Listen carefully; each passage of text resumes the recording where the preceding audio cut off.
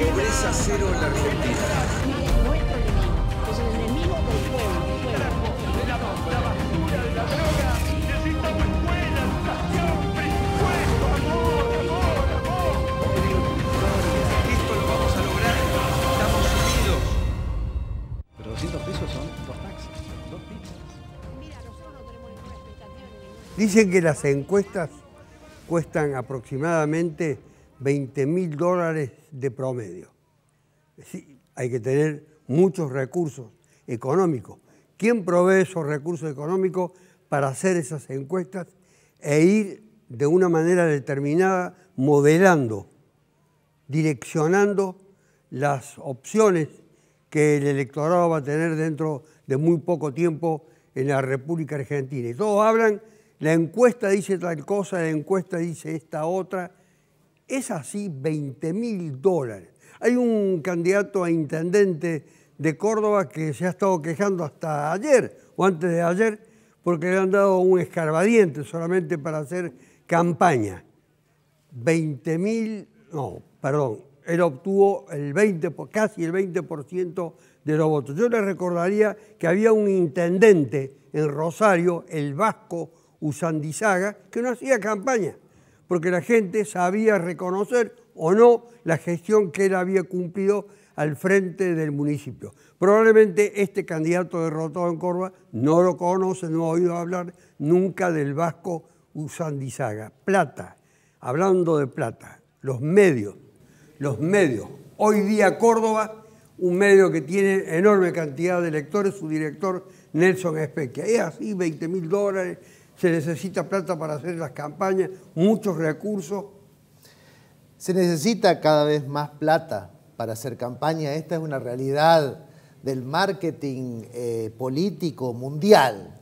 Ahora también hemos caído en un mando que se aleja de la democracia, de los fundamentos de la democracia, que es la manipulación fuerte de las opiniones y de las voluntades populares mediante este tipo de encuestas direccionadas, porque quien tenga mayor presupuesto tendrá la posibilidad de pagar mayores consultoras o consultoras más importantes o mayor cantidad de encuestas, y la sociometría no es una ciencia exacta, es una ciencia que según se plantee la pregunta o se direccione la pregunta, va a haber también una probabilidad de la respuesta que se obtenga.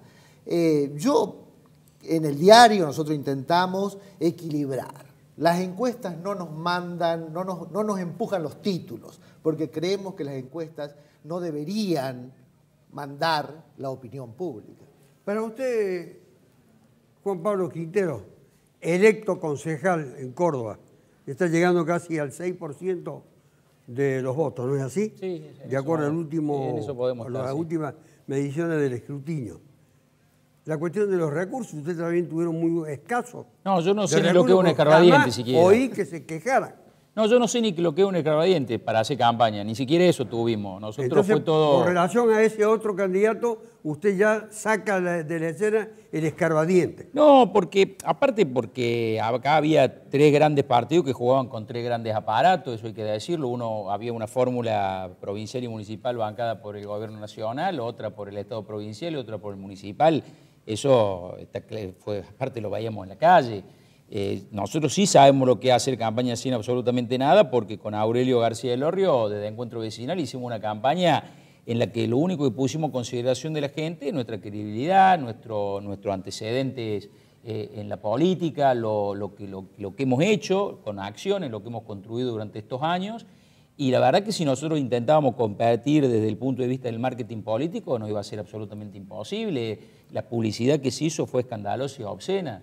Eso hay que decirlo con todas las letras. Pero bueno, Evidentemente hay una línea de pensamiento que indica que los dirigentes políticos hay que venderlo como si fueran un paquete de yerba y que la gente lo va a comprar como si comprara un paquete de yerba. Nosotros creemos en otra cosa, pero también es cierto, el Vasco Usandizaga, al que usted hizo referencia, Horacio Usandizaga, prácticamente no gastaba porque era una persona muy popular, muy conocida y probablemente él no necesita, porque el gran desafío que tenemos los dirigentes políticos que hacemos campañas por primera vez es que la gente nos conozca. Porque hay algo que es verdad, la gente no vota a quien no conoce.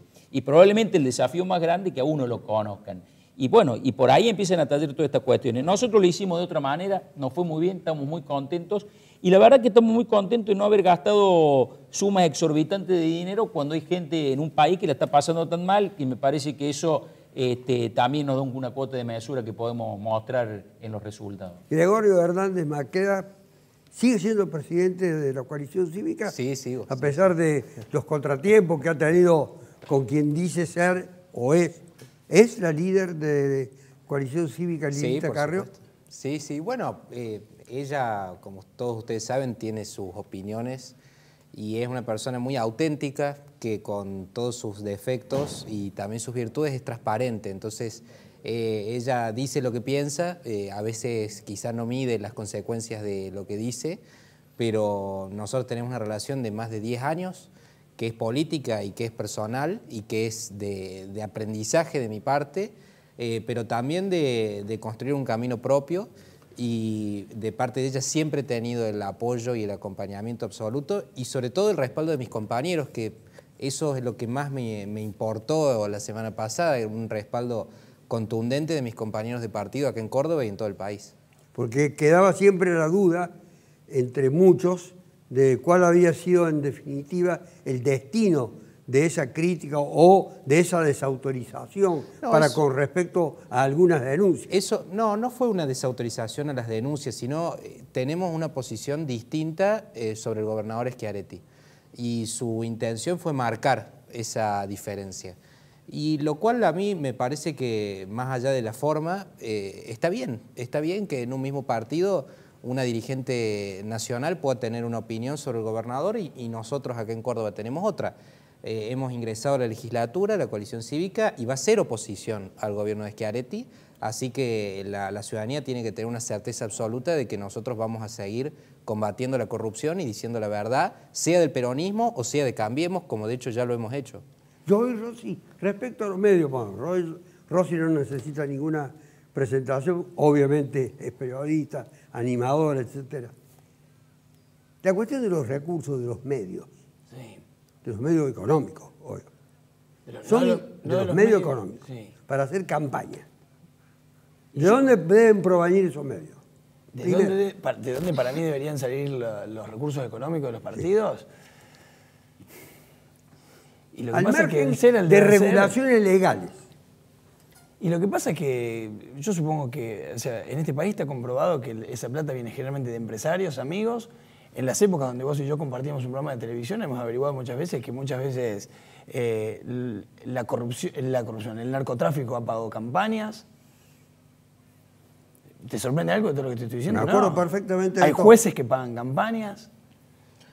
Qué sé yo, digamos, todos sabemos cómo sucede. Ahora, después, pero yo siempre digo lo mismo, no alcanza con decir, con la denuncia abierta, después hay que ir a fondo y hay que dar nombres y apellidos.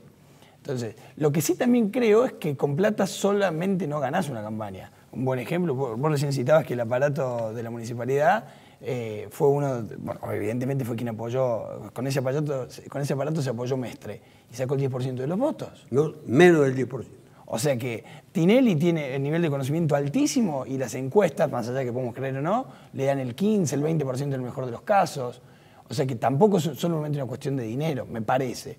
Ahora, ¿de dónde deberían venir esos recursos?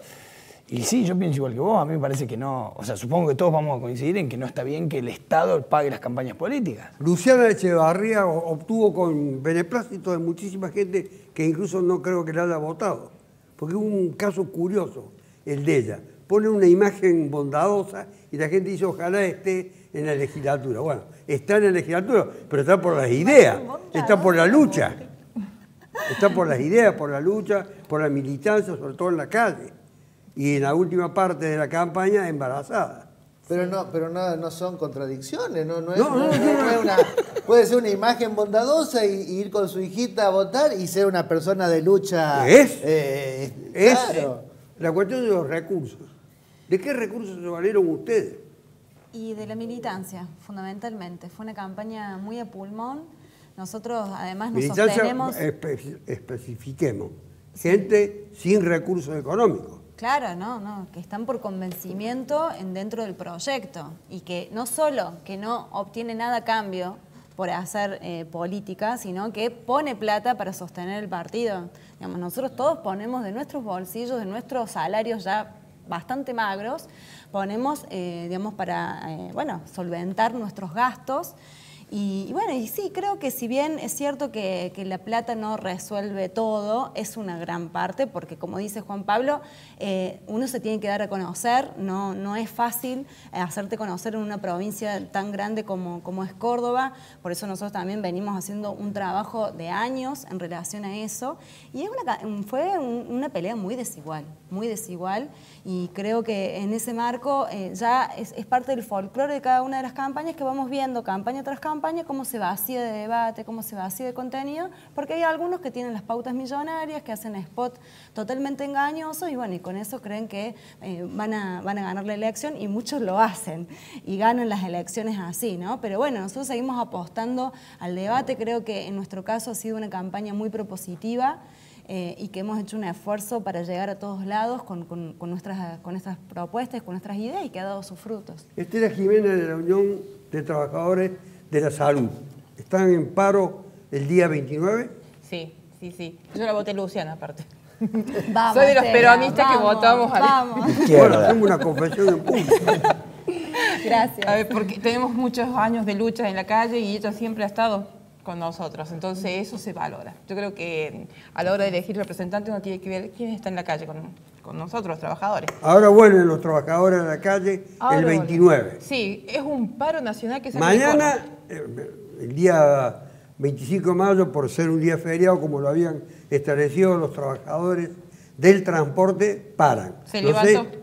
Se acaba de levantar el paro. Se acaba de levantar. Ese, el del 25, el del 29 que queda firme. Yo voy a destacar esto. Todas las áreas. Sí, aviones, subte, todo. Todo. El 29 es todo. Es un paro, creo que no. Vamos al 29. Es un paro que parece un paro burocrático, oficinesco. No. Parece. No, porque nosotros, a ver, este paro nace hace aproximadamente 3 meses que se viene pidiendo desde Córdoba, este paro. Se viene con la conmemoración de Córdoba se origina. Sí. Las reuniones empezaron con los compañeros del SURBAC, de SUEM y con los compañeros de Luz y Fuerza, que hicieron un frente amplio, gremial, donde desde hace 3 meses todos los lunes nos venimos reuniendo y vamos teniendo distintas actividades en distintas áreas de protesta y vamos llevando a los compañeros la necesidad, primero, de conmemorar los 50 años del Cordobazo, y considerábamos que la mejor forma era en la calle, con un paro que iba a ser provincial, pero que queríamos que fuera nacional, donde los dirigentes fueron a Buenos Aires a hablar con los dirigentes nacionales. Sí, no es casualidad que sea un 29, y no es casualidad que los grandes gremios vengan a marchar acá a Córdoba. Pero parece 29. Que todos estuviesen ocupados hoy en el diseño y en el apoyo que van a brindar a los grandes aparatos electorales para la elección a presidente y legisladores nacionales. Pero usted sabe que acá Córdoba es no creo que consigan nada de un gobierno insensible. A ver, nos han hecho creer estos últimos 4 años que los reclamos no tienen eco. Y a veces creo que incluso eso ha aplacado un poco. ¿Quién ha hecho creer que los reclamos? El mismo aparato del gobierno, junto con algunos medios que son afines, que se dedicaron a criticar al trabajador que reclamaba sus derechos. Y un poco más somos los causantes de este desastre que tenemos en la nación, ¿no?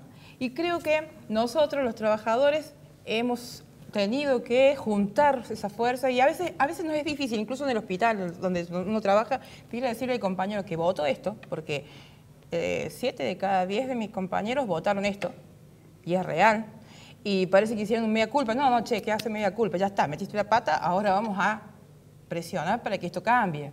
Y los trabajadores, la única forma que tenemos de presionar es en la calle, es con una huelga, es demostrando el poder que tiene el trabajador, porque acá el país no lo va a sacar un El poder empresario. se demuestra con la movilización Sí. en la calle. En la calle. Y eso siembra conciencia, porque usted va a ver que las movilizaciones que vienen haciendo los trabajadores cada vez son más, y son más gente que va entendiendo que no vamos a cambiar la forma de pensar del gobierno, la forma de actuar del gobierno desde la casa con un celular. Vamos a Podemos pensar en influenciar el futuro inmediato, que son las PASO, la elección nacional. Hay un cuadro de situación espequia, como creo que no ha habido nunca antes, previo a las elecciones. Se habla, entre algunas iniciativas, propuestas y proyectos, de terminar con el Poder Judicial, es decir, suprimirlo, reformar la Constitución, intervenir en algunos juicios mediante la acción de tribunales de más jerarquía, como que esos juicios habrían sido ilegales, con una ejecución violatoria de derechos de las personas sometidas. Modificar cosas de los códigos, entre otras la asociación ilícita que lleva a la prisión preventiva, al encarcelamiento. Hay toda una cuestión de carácter jurídico, constitucional, legal en las vísperas electorales. Con el añadido, y con esto termino mi rol en la presentación de este tema, de que una persona que está imputada como presunta jefa de una asociación ilícita, con prisión preventiva que no se cumple porque tiene fuero, goza del mayor consenso, hasta hoy, según las encuestas, por eso empecé con las encuestas, para volver al poder, habiendo ejecutado un acto previo que algunos han considerado como una maniobra de alto nivel, como la de un maestro del ajedrez. Sí, tres cosas. Diseño. Tres cosas en la que estás marcando, Carlos. Ahí hay, Gustavo Córdoba es uno de los consultores de moda en este momento y es un orgullo para Córdoba porque es un colega. Ustedes le politólogo. publicaron hoy. Hemos publicado en el diario el avance de esta bomba noticiosa que está tirando en estas últimas horas, que es una de estas encuestas de nivel nacional, 1.200 casos, con un margen de error pequeño, menor a los 2 puntos. Gustavo Córdoba está teniendo este nombre que está teniendo porque está haciendo muy bien las cosas a nivel politológico, a nivel sociométrico, y esta encuesta, que es la primera de las muchas que vamos a ver en este tiempo electoral, es sorpresiva y es contundente porque le da cerca del 40% a la fórmula Fernández antes aún de presentarse formalmente en sociedad, porque han sido anuncios de la expresidenta y de Alberto Fernández, pero todavía no se ha presentado la fórmula y ya está con estas mediciones. Pero la segunda parte de tu pregunta, que a mí me parece que es central para conversar y discutir, es el tema judicial. Acá la expresidenta habló en algún momento de un partido judicial que iba a estar operando en las elecciones, y llegan las épocas de las elecciones y vemos que hay operaciones judiciales que a mí me parecen evidentes. Se puede hablar de persecución o no, eso es discutible, pero hay una direccionalidad de los juicios muy discutible desde su base jurídica y jurisprudencial, como para que coincidan con la época electoral. Inclusive hay presiones políticas muy concretas, porque yo creo que en una sociedad madura no se nos puede escapar que si la Corte Suprema de Justicia pide, siguiendo el procedimiento judicial normal, un legajo para ser consultado, y a las 24 horas debe devolverlo después de que el aparato mediático hegemónico del país y las principales espadas del gobierno y ministros del gabinete han salido a criticar de frente a una decisión de procedimiento del máximo tribunal del país, yo creo que acá hay una intervención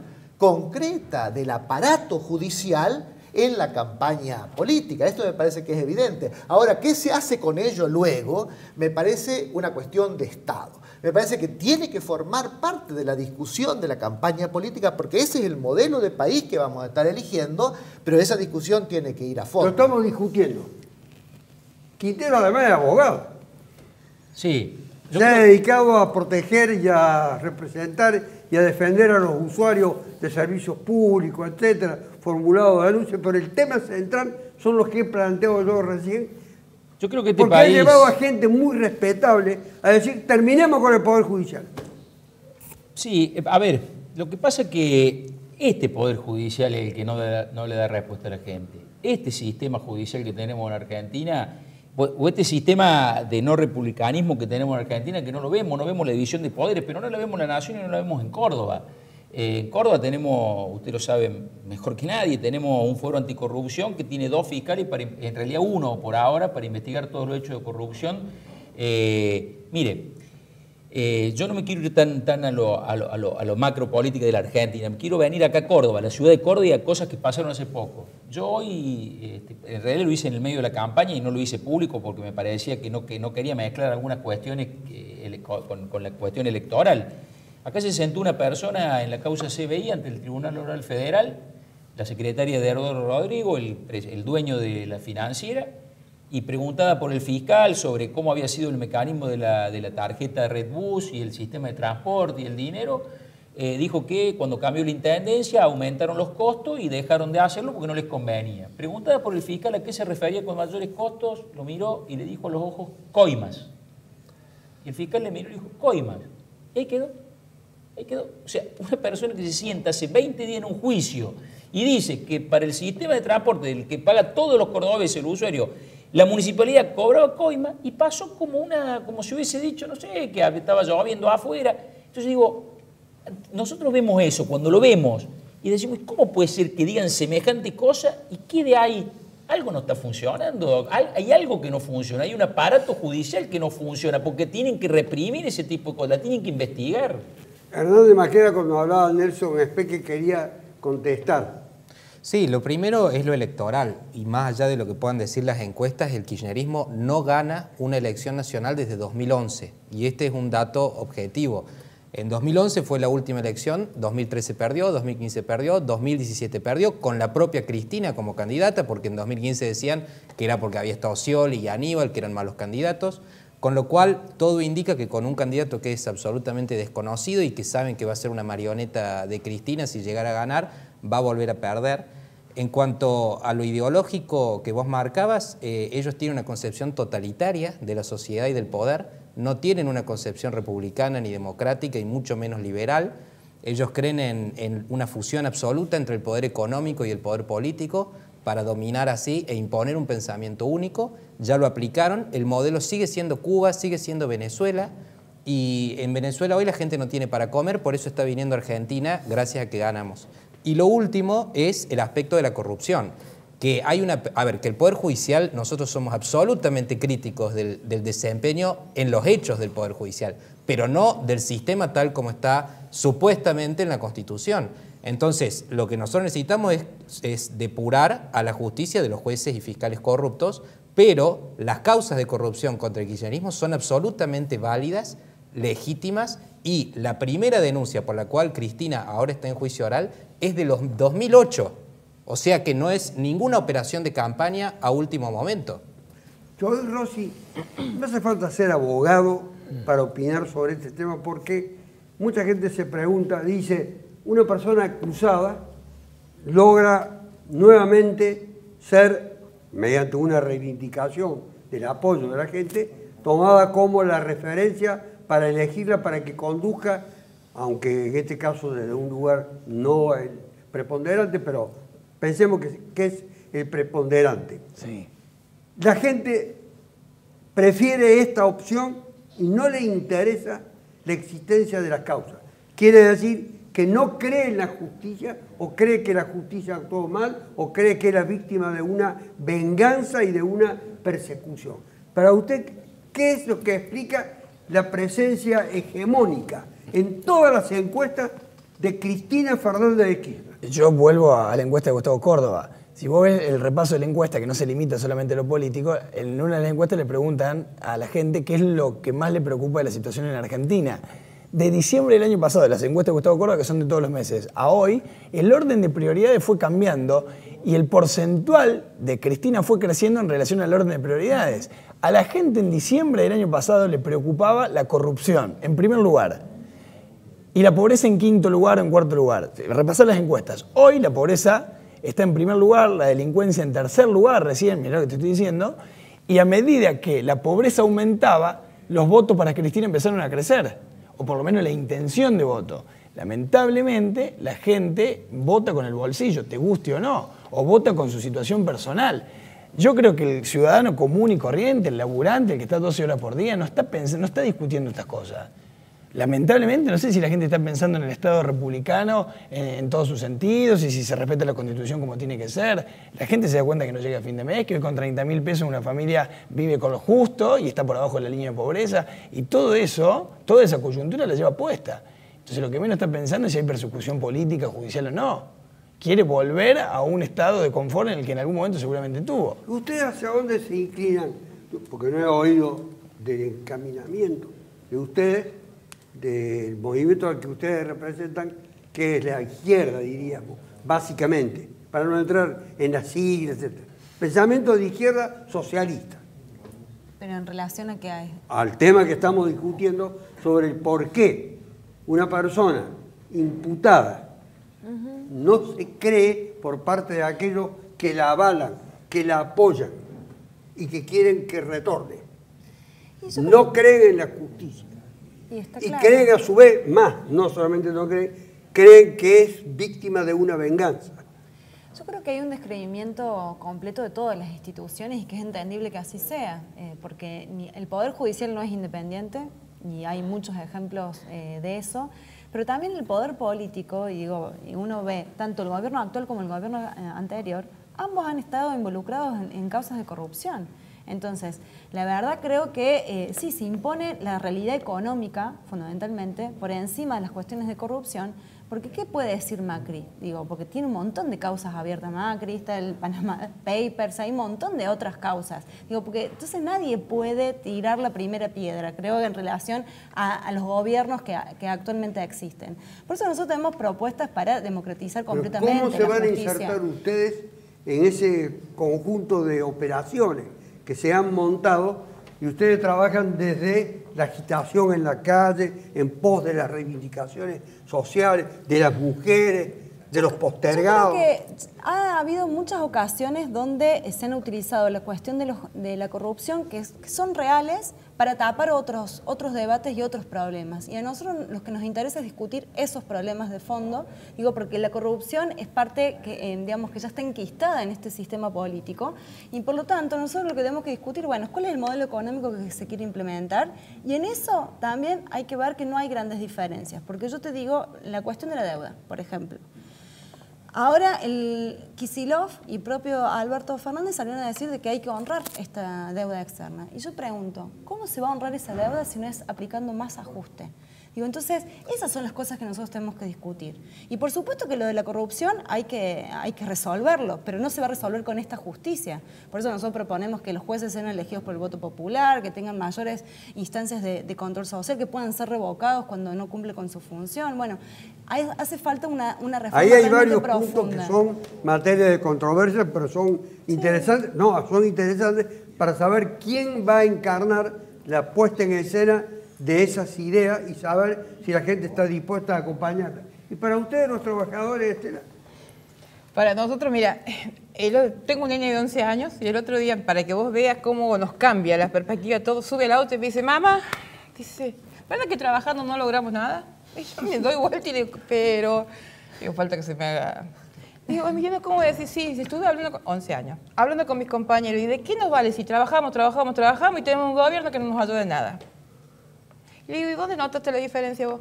Y dice, cuando vos trabajabas menos, y a nosotros íbamos y nos comprabas los que nosotros queríamos. ¿Pero cuándo antes? ¿Antes cuándo? Él se está refiriendo a, tiene 11, se refería y le digo, ¿cuándo? Y él te nombra quién estaba. ¿Y qué notabas vos? Y dice, que hasta salió los huevitos. kirchnerista. Obvio. Y me dice, me compraba los huevitos Kinder si yo quería algo. Entonces yo les dije a mis compañeros que es importante trabajar. Dice, pero es importante qué ejerce el gobierno para que eso nos rinda. 11 años. Creo que todos empezamos a entender eso, ¿no? Mucho tiempo la sociedad argentina no entendió que debe meterse en la política, debe entender de política, porque después nos pasa como nos pasa. Que viene alguien y nos muestra cascabelitos y la gente compró cascabelitos y los cascabelitos hicieron ruido un rato y después con eso no se llena la olla. Y tenemos que buscar gobiernos que realmente nos gobiernen para nosotros, para el común y corriente de la gente. Y que cuando yo trabaje ese sueldo me rinda para cubrir mis necesidades, porque el Estado no es una empresa. El Estado viene a ser el que administra nuestros recursos para que todos podamos vivir mejor. Y el que está peor, a ese le tiene que dar al Estado. El otro día tenía una compañera que se estaba quejando de la asignación universal por hijo y todo, y yo me di vuelta y le digo, ¿dónde estudiaste vos? Y dice, en la universidad. Bien, el Estado gastó más en vos que lo que le está dando a esa gente para 3 platos de guiso. ¿Por qué? Entonces, creo que tiene que haber un cambio. Para que tengamos mejores gobiernos, debemos cambiar nosotros. Empezar a entender que para estar bien, tienen que estar bien todos. Especialmente los que todavía están con menos recursos que nosotros. Y segundo, empezar a ser más responsables, informarnos y participar. Ahí le quiere contestar yo Quintero. quiero referenciar, digo, el problema que vamos a tener en esta elección de agosto y de octubre, en las PASO y en las generales, es que me parece que la sociedad argentina, el electorado argentino, no va a volver a votar en positivo, sino va a volver a votar en negativo. Así como en el 2015... A ver, agarró transparente. No, digamos, a ver, así como en el negativo 2015 que se haría. votaron para que no gane Cristina o el kirchnerismo, votaron lo que se oponía a ese modelo, me parece que ahora están llevando a la sociedad a votar a lo que... digamos, la fórmula que le puede ganar a Macri. Yo escucho un montón de gente que me dice, no me dice a quién va a votar, me dice, voy a votar para que no gane este. Así como lo escuchaba en el 2015. Yo escuchaba en el 2015, no sé, yo voy a votar para que no gane Cristina. Y yo ya escucho que dicen, yo voy a votar para que no gane Macri. Y la verdad es que eso es un problema. Hoy, para que no gane Macri. Sí. Y en el 2015, para que no gane Cristina. Exactamente. Mira, perdón, ¿no? Me meto con eso, porque la encuesta que estaba en Córdoba, que la tengo acá. ¿Cómo votaría para presidente en 2019? Casi el 60% por un cambio al gobierno actual. Bueno, eso es votar, digamos, no es votar por la positiva, no es voto esto porque creo que son mejores, no, yo quiero que se vayan estos. Digamos, bueno, eso marca un síntoma de que claramente estamos mal, ¿no? Cuando uno habla del gobierno anterior, y vos le preguntás a la gente, te dicen la soberbia, la cadena nacional, tal. Cuando vos le preguntás a la gente ahora, ¿por qué? Y dice, porque yo antes tenía proyectos y yo podía concretar esos proyectos. Fuimos a comprar un calefactor y el hombre dice, ¿qué hay otra cosa? No, le digo, quiero esto, no, ¿viste? Y él solo me dice, ¿viste que antes comprábamos todo lo que nos hacía falta y ahora vamos de a una? Para que este gobierno no siga, ¿es un voto negativo o positivo? Yo creo que no. Yo creo que el pueblo... ¿Cree que no qué? Que no hay voto en contra. Es una cuestión de perspectiva, es una cuestión de dónde lo ves. El pueblo sabe lo que quiere, el pueblo no se equivoca. El pueblo vota por lo que necesita y por lo que quiere. Lo que pasa es que hay necesidades diferentes en diferentes momentos históricos. Hay necesidades de transparencia en algún momento y en otros momentos hay necesidades de cubrir los alimentos básicos y entonces el orden de prioridades se altera. Pero no hay un voto en contra, hay un voto... Ahí lo dejamos, ahí lo dejamos. Voy a hacer la pausa, 2 minutos y ya volvemos. 200 pesos son 2 taxis. 2 taxis. Pero 200 pesos son 2 taxis. Lo interrumpí a Especia justo cuando hablábamos de voto en contra, voto a favor. No, yo lo que decía es que yo no creo que el pueblo vote en contra de sí mismo. No hay un voto negativo, es una perspectiva de los analistas. Yo creo que el pueblo vota en diferentes momentos, diferentes cosas, porque tiene diferentes necesidades. Acá hubo un modelo de país que se le propuso hace 4 años al electorado. El electorado lo creyó mayoritariamente, apostó por eso, y bueno, y se dio de bruces con que eso no pasó, digamos, o sea, no pasó lo que se había propuesto en campaña, y al mismo tiempo la situación social, la situación política y la situación fundamentalmente, la situación económica, tanto de las empresas grandes, de las empresas pequeñas, pero fundamentalmente de los consumidores, pegó un vuelco tan profundo que cambió la situación y las preferencias del electorado. Yo creo que eso es lo que están comenzando a reflejar las encuestas. Pero aún así, Estamos a pocos días, pero a mucha distancia de las elecciones, y habrá que ver cómo se termina conformando la oferta electoral. Porque acá no, la polarización a la que se apuntó durante 3 años y medio no está resultando. Y posiblemente terminemos con 3 opciones electorales y no con 2 opciones polarizadas. Y entonces ahí el voto va a ser claramente no un voto negativo, sino un voto propositivo. Yo te quiero aclarar algo, porque el que formuló la expresión fui yo. Cuando yo coincido con Espequi en que los pueblos no se equivocan cuando votan, en todo caso son engañados, como somos engañados todos, pero el pueblo cuando va a la urna y vota lo que realmente está convencido que tiene que votar, y eso es muy grave. Y estoy convencido. No son engañados. Sí, somos. Muchas veces hemos sido engañados por este gobierno inclusive, pero cuando yo digo que el voto en contra, yo me refiero que el pueblo está absolutamente seguro que lo que no quiere más esto. Pero vota convencido de que no quiere más esto. Pero al mismo tiempo quiere la superación. Por supuesto, entonces, por supuesto, y vota en modelo contrapuesto. ¿Quién es la superación? Hernández Maqueda. Sí, yo creo que hay una gran hipocresía cuando se habla de la situación económica actual. Porque de alguna manera esta idea de separar la corrupción no tiene nada que ver. Es el modelo económico de Macri, es no entender la relación de causa-consecuencia que hay. Si nosotros hoy estamos como estamos, es porque se tuvo que sincerar una economía que con un gasto público y un déficit que llegaba al 7%, con un cepo, con una inflación que era altísima desde hacía ya 10 años, de prácticamente toda la etapa del kirchnerismo hubo una inflación altísima, con un aparato productivo totalmente estancado, un comercio exterior nulo. Entonces, lo que quiero decir, con un dólar real y un dólar oficial. Entonces, y sobre todo, una corrupción que se estima en 100.000 millones de dólares. Entonces, ¿cómo se puede pretender separar el robo colosal que hubo de todo lo que nos falta a los argentinos? Esto es lo que yo considero que es una gran hipocresía, hablar como si Macri, que llegó el 10 de diciembre de 2015, fuese el responsable de la pobreza y del subdesarrollo de este país, cuando tenemos a los criminales en el poder. Y quiero sí marcar una diferencia. Una cosa es hechos de corrupción que se pueden producir en cualquier gobierno y que obviamente que los ha tenido, incluso yo mismo los he denunciado a personas de Cambiemos que he tenido información de que han incurrido en actos delictivos, porque el delito no tiene partido, pero otra cosa es una organización mafiosa para robar sistemáticamente al Estado. Y eso fue el kirchnerismo con Julio De Vido, el superministro, que hoy está preso gracias a que desde que llegó Cambiemos se terminó el apriete judicial y empezó a haber libertad de acción para hacer justicia. Entonces terminemos con la hipocresía. ¿El macrismo es una organización mafiosa? Sí, claramente. Digo, y también podría hablar sobre los aportantes truchos. Digo, hay un montón de cosas de digamos, eso no se habla, corruptas Luciana, vinculadas al gobierno actual. Pero aparte yo creo que en el discurso relacionado a lo de la pesada herencia no va más, porque creo que hay responsabilidad de todos los gobiernos y nosotros somos los que hemos sido críticos de cada uno de los gobiernos cuando han estado. Ahora, nosotros estamos como estamos porque este gobierno volvió al Fondo Monetario Internacional.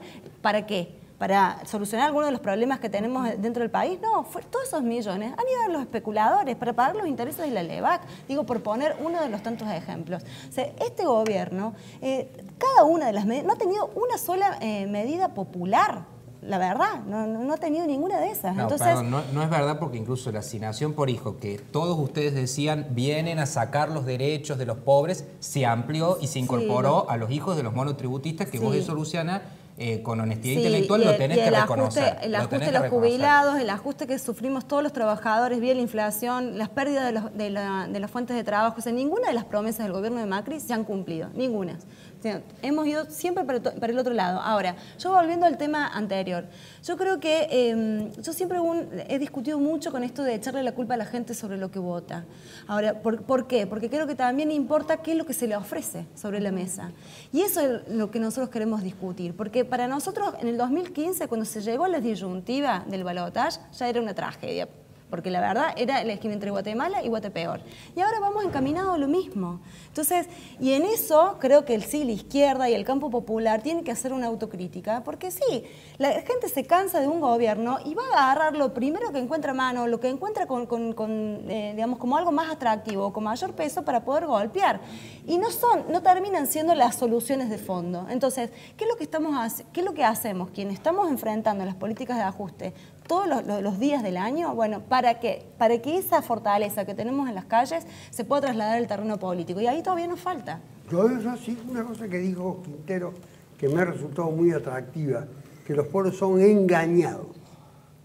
Usted trata permanentemente con diversas expresiones del pueblo, en el campo del deporte, del arte, de la política, de las empresas, gente común, etcétera, como lo hacemos todos en nuestras actividades. Los pueblos pueden ser engañados. Yo creo que coincido con lo que planteaba él, que según la política muchas veces, con las encuestas, busca dónde están las oportunidades, o sea, decirnos lo que queremos escuchar. Y lo que sucede muchas veces, Macri lo hizo a la perfección, Macri le dijo en su momento a la gente lo que la gente quería escuchar, la gente fue y lo votó y después no le dio nada de lo que le había prometido, o muy poco de lo que le había prometido. Si eso es un engaño, consideremos que sí, que los gobiernos muchas veces, o los candidatos más que los gobiernos, utilizan el engaño como forma de llegar. Claramente el Big Data, ¿no?, del que se habla tanto ahora, ¿no?, el acceso a la información que tienen los candidatos, los gobiernos y demás para saber lo que está queriendo escuchar la gente, pero esto es casi inherente a la condición humana. Si yo te digo a vos justo ahora algo que vos tenías ganas de escuchar, posiblemente genere una empatía con vos. Esto es hasta en el marketing se usa muchísimo, ¿no? Le decimos a la gente, le mostramos los aspiracionales y le mostramos un pseudo camino para llegar a cumplir con ese aspiracional. Carlos Menem no dijo, si hubiese dicho lo que iba a hacer no me votaba nadie. En todo caso, hay una esperanza, digo, eso para que no sea tan desesperanzador el mensaje. Claro. Los republicanos en Estados Unidos, y esto lo enseñamos mucho en ciencia política, cuando yo soy profe de ciencia política, lo damos en la cátedra, tiene una frase que dice que se puede engañar durante bastante tiempo a poca gente, o durante poco tiempo a mucha gente. No se puede engañar durante mucho tiempo a mucha gente. Y eso en una democracia funciona como axioma. O sea, quizás te hayan votado, pero a los 4 años poder rectificar. Claro, la pregunta sería si, claro, 4 años es mucho tiempo o poco tiempo, porque a veces el daño es demasiado grande. 50.000 millones de deuda tomada no nos va a tardar 4 años en reparar. Pero perdón, la deuda no se tomó porque había ganas de hacer un negocio con la deuda, sino por el hueco que había en el Estado, con un gasto que era completamente superior a los ingresos. Entonces, pero ¿saben qué es lo que por ahí a mí me cuesta entender? ¿Por qué se pretende aplicar unas reglas distintas a la economía de un país a las que todos aplicamos con nuestra economía personal o la familiar? En tu casa seguramente, o en la de la gente que nos está viendo, vos tratás de hacer lo posible por no gastar más de lo que ganás. ¿Por qué en el esquema del kirchnerismo se gastó inmensamente más y se robó inmensamente más de lo que se recaudaba? Porque el sector privado estaba asfixiado. Entonces, lo que tratamos de hacer ahora, el gobierno nacional actual, es de equilibrar las cuentas, porque no hay nación que haya crecido con un déficit del 7% como el que se heredó. Entonces, la toma de deuda tiene que ver con haber heredado un sector privado devastado, un sector productivo que no funcionaba. Pero fueron a un Estado que se había creado con miles de millones de empleados y de gasto superfluo que había que, de alguna manera, bancar. Entonces, tener un Estado con cuentas equilibradas, con las normas básicas de la economía que aplica cualquier familia, es lo que se intentó hacer. La oferta electoral, dice Nelson Espequia, no está clausurada, no está cerrada, puede haber una tercera vía, no va a haber una polarización o una alternativa, para usar la palabra que reúne y nuclea a un sector. Yo creo que la gente va a votar modelos de gobiernos. Modelos de gobierno que sean populares o no. Yo creo que la gente... A ver, ustedes, pero yo lo digo a mi modo personal. Lo escuchaba él y no, tiene un discursito que... A veces cuando habla él, yo no sé si está hablando de Macri o de quién, porque realmente cuando hablaba de la corrupción y todo eso, lo calificaba perfectamente a Macri. Dijo, hasta cuando nombró debido a... me orienté en el Pero tiempo. Macri no habla como él habla mucho mejor. No, que no, Macri. pero cuando él está hablando de la corrupción Macri y de lo no que hace el sabe Estado, hablar. es justamente lo que él hace. Macri no sabe hablar. Sí, tenés razón, aparte, ni leer. Pero el hecho Por de más que... que él esté con Macri, yo puedo decir Pero perfectamente, actitud de- Macri no Ahora, sabe el hecho hablar. de meternos el dedo en la boca haciéndonos creer que tomamos deuda para tapar huecos, no, Pero obviamente que mentira. sí, obviamente que Tomaste sí. ¿O hue- por qué te crees que tomaron se tomó la deuda para una timba financiera y para una fuga de capitales tan grosa que hoy le está quitando la vacuna a los chicos, que hoy le está quitando el plato de comida a los viejos. No estamos tomando deuda para tapar agujeros. Y segundo, siempre venimos a Pero decir entonces que... no había agujero. Siempre, No había siempre déficit. los propios de un Estado que tiene de que estar al lado de la cualquier estado gente. tiene Porque no me vengas a 7% de decir... déficit del PBI. Espera, vos dijiste recién que nosotros teníamos muchos empleados en el Estado. Resulta que si vos vas a Alemania, el 0,11% es lo que tiene en porcentaje Pero, perdón, acá uno de cada 2 pesos que se produce se lo lleva el A ver, Estado. Espera, en Gregorio, empleados que estatales. termine de completar En la Estados cantidad Unidos, de el empleados. 0,8% es el proporcional entre los empleados estatales y lo que es la población. Acá tenemos menos del 0,7%. Los empleados no somos el déficit son las malas administraciones que vienen por parte de los gobiernos, especialmente los gobiernos neoliberales que van a gobernar para un sector que se ha enriquecido tanto, pero tanto, que le ha sacado hasta los pañales a los viejos. 235% la ganancia de los bancos en la última medición. Exactamente, A ver, eso. lo que quiero decir es que- único que acá...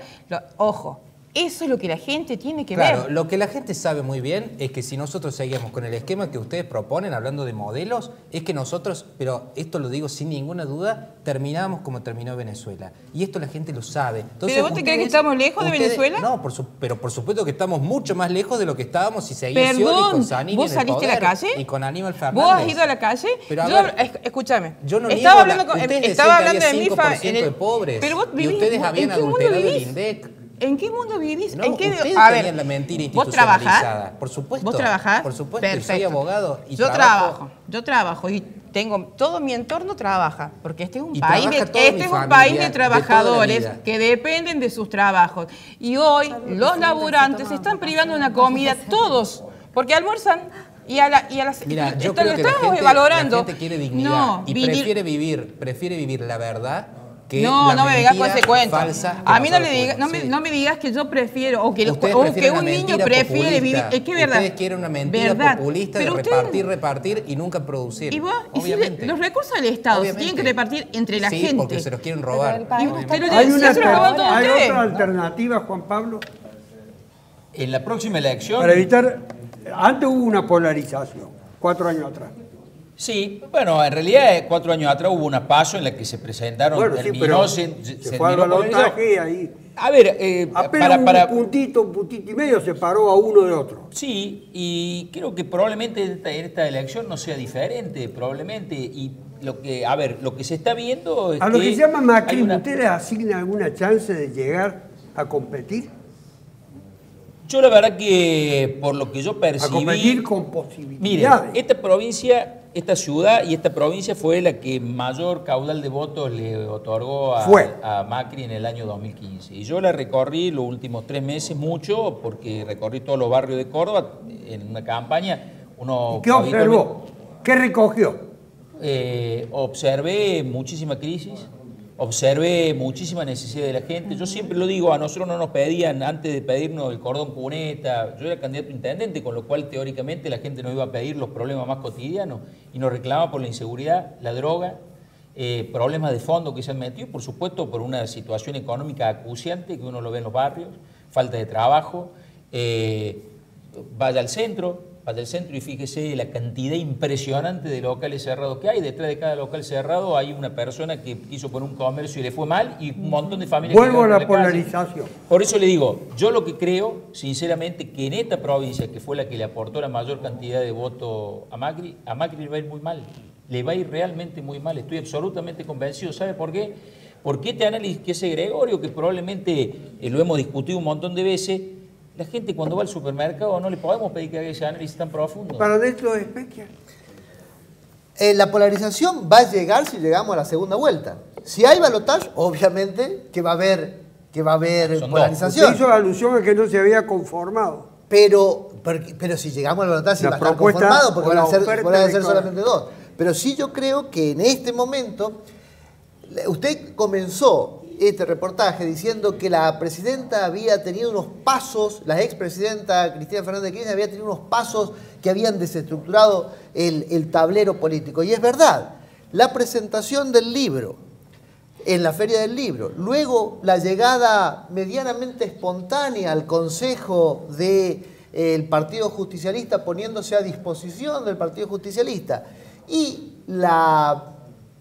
el anuncio de que sería vicepresidenta y no candidata presidencial, alineó a los gobernadores provinciales y de golpe tenemos 11, 12 o quizás 13 gobernadores que están con la fórmula Fernández y eso ha desestabilizado un poco el panorama que venía para una alternativa federal con los gobernadores. Cuando Schiaretti quiso sacar la foto con los gobernadores, no había ninguno. Había sido que todos los 24 horas antes, 48 horas antes se los habían sacado. Entonces, esa tercera alternativa que comenzó con fuerza, siendo una alternativa superadora de la grieta, como dice el discurso oficial, está un poco menguada ahora, pero todavía tiene restos para llegar. Si llega, vamos a tener Fernández, la alternativa que proponga el oficialismo, que puede ser Vidal y alguien más, o más probablemente, según los últimos titulares de La Nación, la gobernadora reemplazando al actual presidente, y Fernández. No, perdón, hay un solo datito, que me parece que va a influir mucho en la elección general. La elección de Santa Fe va a ser clave en el mapa político de lo que va a venir, porque ahí hay un peronismo fuerte que si logra recuperar el poder en Santa Fe con Perotti, cosa que es probable, ese posicionamiento, Santa Fe es una provincia que influye y mucho en un proceso electoral. Para Joel Rossi hay posibilidad de una tercera fuerza llamada alternativa o como se llame, pueda participar con alguna posibilidad de éxito. No, yo creo que, y lo dije en su momento, yo creo que todo el mundo estaba esperando que Cristina no se presente. De momento que Cristina se presentó, es todo agua para el molino de Macri. Porque se dividen los votos que antes le podían hacer fuerza a esta posible contra. O sea, ¿a dónde van a ir? Vamos a suponer que está Lavagna por la alternativa federal, Fernández y Macri. Y va a haber un balotaje casi obligado y lo más probable es que esto le termine sirviendo a Macri. Bueno, desgraciadamente no vamos a poder escuchar lo último porque ya terminamos el programa para saber si el Movimiento Socialista de los Trabajadores tiene alguna proyección fuera de la capital federal, el Gran Buenos Aires, de Córdoba, de Santa Fe, en el resto del país. Nosotros vamos a ir con nuestra candidata Celeste Fierro, que es una ya joven, la tienen proclamada como tal. Es una ¿Y qué actividad desarrolla ella? Ella es cordobesa, ha sido docente y bueno, ahora está... ¿Y vive dónde? En Capital Federal. ¿Y no se dedica a la docencia? No, ahora actualmente no, pero es docente. Tengan en cuenta, una ex, puedo decir, o docente retirada. No, está también está en la propuesta electoral, es decir, que hay muchas alternativas. Bueno, hay que ver cuáles son las chances y las posibilidades. Esta es la discusión que nos tenemos que plantear a partir de ahora. Y no se olviden lo que dije al comienzo, todas las propuestas, iniciativas y proyectos que antes en la Argentina no se habían discutido en un proceso electoral. A la cuestión de la Constitución, de la justicia, de los procesos, de los delitos, de las penas, etc. Hasta la próxima. Pero 200 pesos son 2 taxis.